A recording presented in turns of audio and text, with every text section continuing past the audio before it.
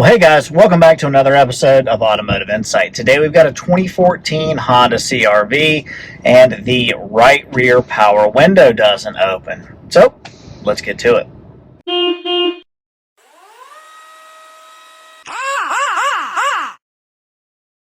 Alright, so this car is old enough that even though this is technically a little module, it's not online with anything on the car, so we can't do anything with a scan tool as far as bidirectional tests with it. It's worth noting that the window doesn't work from this switch or from the right rear switch. The rest of the windows do work. So let's take a look at what we got going on here. Let's just go down to something that we know works. Here is our master switch, and we know that this one works. We know that this one works, and this is the one that doesn't work. So if we follow it down in the wiring diagram, it goes down to the right rear power window switch. So if we scroll up here a little bit, we can see that it could be this fuse number 43 right here. We could have a problem with that. Or we could have some other type of problem. We could have, if this switch is bad, since the power window switch, the master switch, goes through it, this switch could be causing the whole thing. So what I want to do, I don't want to pull that door panel off just yet. My thinking is that this switch right here is probably easy to get to. So I could go check that fuse, but for right now, I feel like this will probably just pop off. And what my game plan is, I want to substitute a load with a test light across where this window motor is. So on pins 1 and 3 at the power window switch, and then we'll try to work the switch and we'll see if it lights a light up, and then that'll give us a direction to go from there. Alright, so at our switch, well, these things usually just pop up, so we'll get a little pry tool here.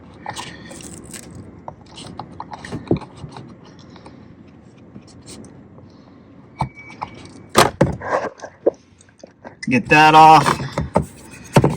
And so now the wires that we're interested in are, let's see here, pins 1 and 3.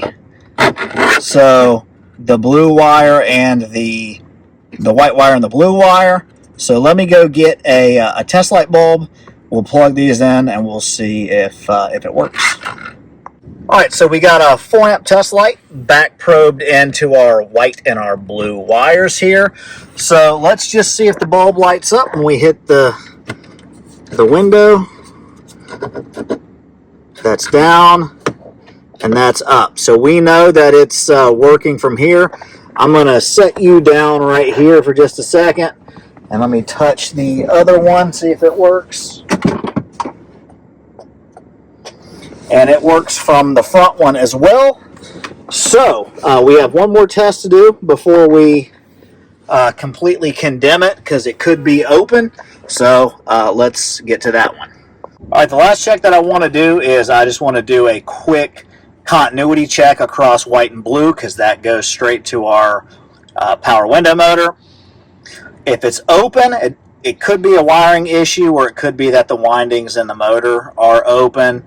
If it makes any kind of noise, I just have it on continuity beep.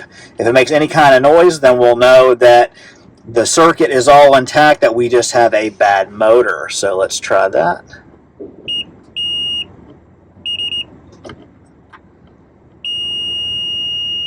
And hopefully you can hear that. We have continuity across it. So we know, without pulling the whole door panel off of it, that this car needs a power window motor. So let's get that ordered and we'll throw it in. Alright, so we'll start taking our door panel apart. There's a little tab back here that hides some Phillips. We'll take this triangle piece off up here.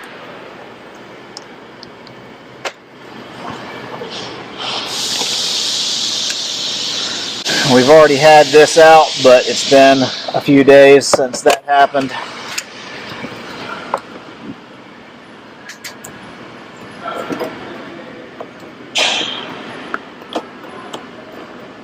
And underneath this rubber mat is another Phillips.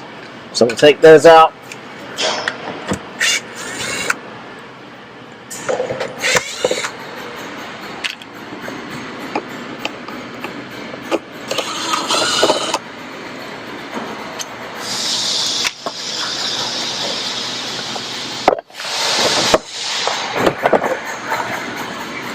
And then in the back, we'll just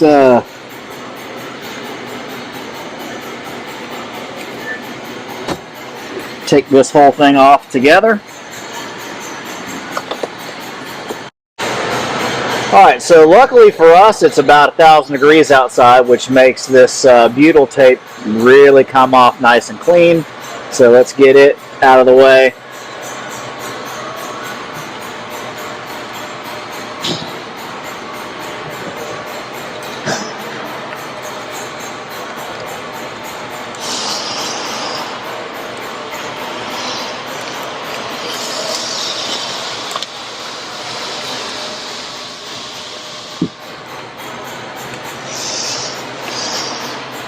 We'll get working on our harness here a little bit.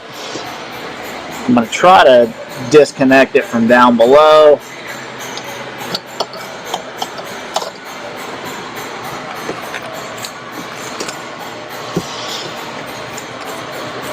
Alright. Now with it not moving, we're going to have a bit of a problem getting it down.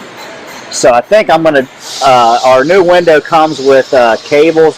I'm just going to dike these cables off so that we can slide the window down to be able to get the door glass bolts out of it. Alright, so I'm going to kind of support our glass, and I'm going to just cut this wire. And that'll bring it down to where we can get at least one of these bolts out.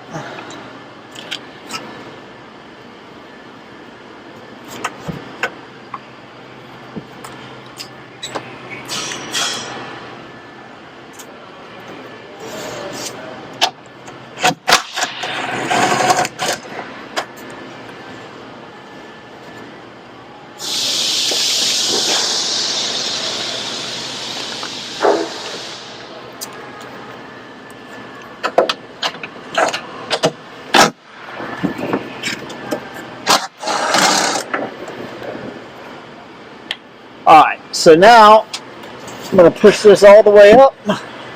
I'm just going to get some tape and tape it up out of the way.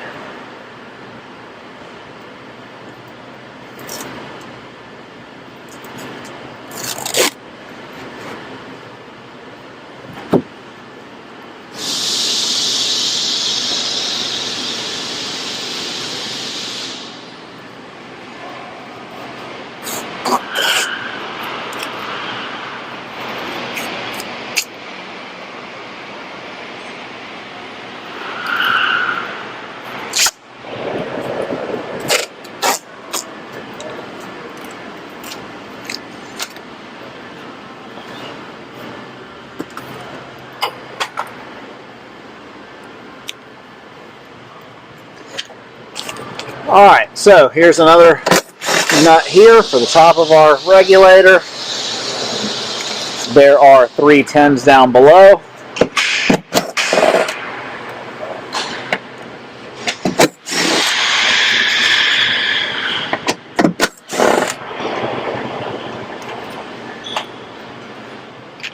And then we ought to be able to just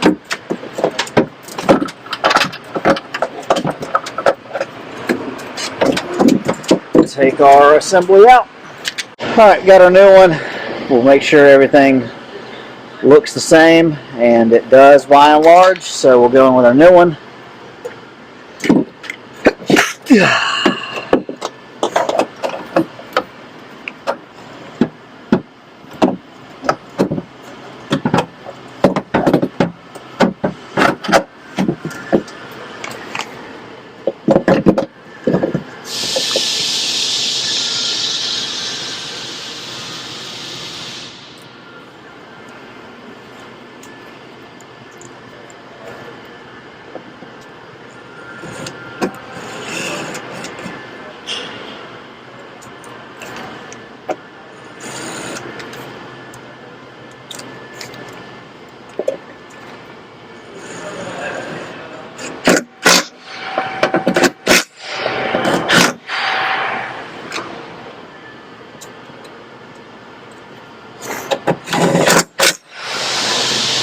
Get our electrical connector plugged back in.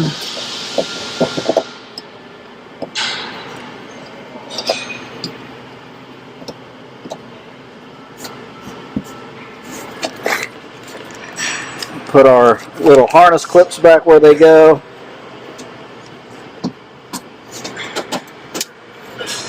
Alright, so now let me turn the key on. Let me plug the switch back in. We'll slide it down to where it needs to go, and then we'll put our glass back on.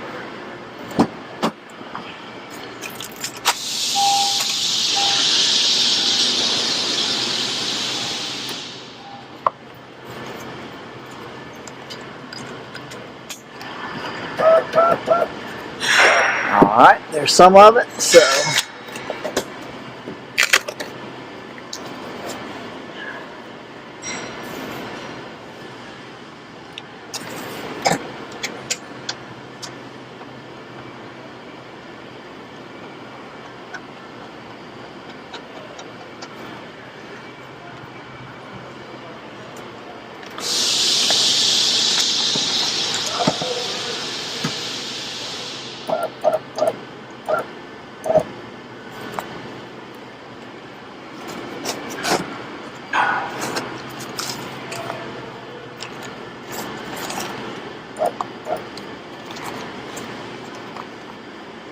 okay, that looks lined up.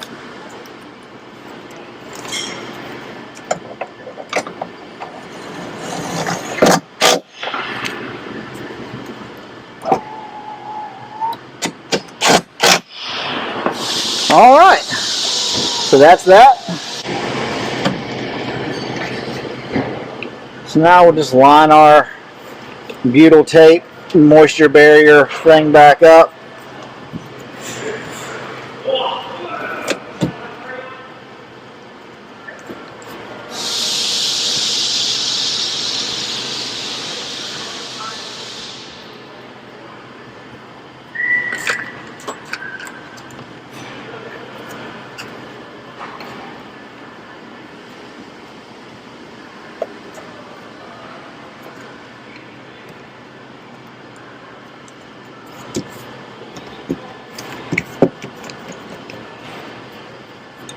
Alright, so let's grab our door panel.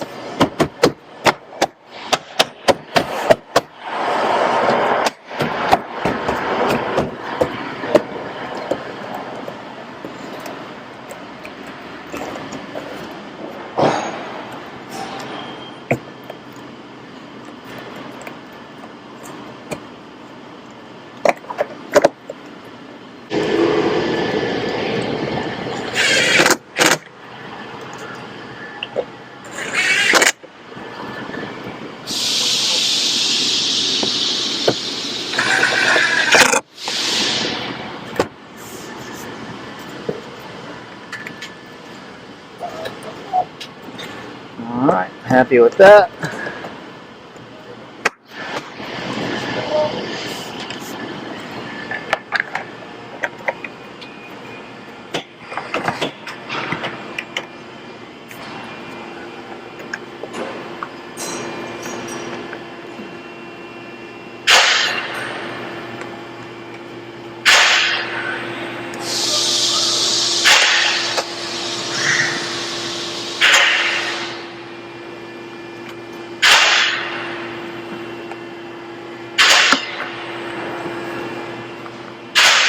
Alright guys, well, that's all there is to this one. Really the purpose of this video was to show you that if you take just a couple of minutes and come up with a diagnostic strategy, what we did was just look at the wiring diagram, and then honestly I just made a couple of assumptions based on experience that usually the window switches are easy to come out. But the older that I get, the more I realize that I don't like wasting time doing unnecessary things. I will take a couple of minutes, look at a wiring diagram, look at connector locations and try to find the easiest way to get something accomplished that I want to get accomplished. So through that right rear window switch, we were able to see that both of our switches were working and that we had continuity across our motor, which meant that our motor was bad. So parts and labor breakdown. The parts, that was a Dorman part. It was like, I don't know, 120 bucks or something. The OEM one was astronomical. It was like 600 bucks. And labor calls for just under 1 hour. So whatever your labor rate is times, I think it was 0.8. That'll be what your labor is. Anyway, guys, that's going to wrap this one up for today. Hopefully we earned a thumbs up from you. Let us know what you think down in the comment section. We have new content for you every single week, so consider subscribing to the channel. And with all that being said, thanks so much for watching. We'll see you on the next one.